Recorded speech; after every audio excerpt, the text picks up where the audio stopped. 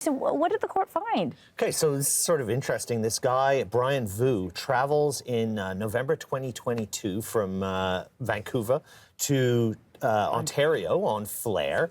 Pays $72 to check a couple of pieces of luggage. Now, one of the pieces of luggage had $250 worth of crab meat, $120 worth of fish cakes, $80 worth of sea cucumbers, and $72 worth of dandelion root in it.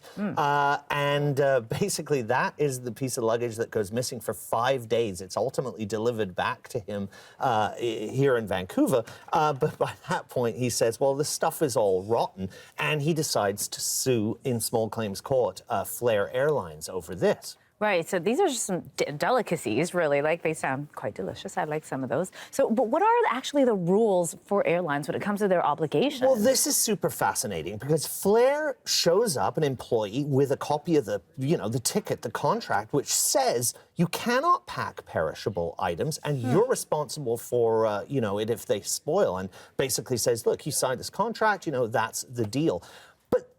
The judge that looks at this says, well, no, actually, kind of under federal regulation, what matters more is that a Flair employee accepted this luggage, put it on the plane, and so the rules say that the airline has to be responsible for whatever they agreed to take. And in this case, it was a suitcase full of fish. So when the sort of inevitable happened, they have to pay up. Wow, so now they are going to owe Brian Vu $700, around $700, and this is a really great tip for the rest of us if we ever have to check in our bags.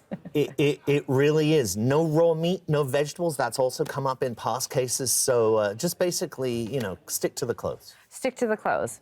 But if you do have to sue, you could have a chance of winning. You might. You might. Okay, all right, thanks for that. That's Jason Proctor for us.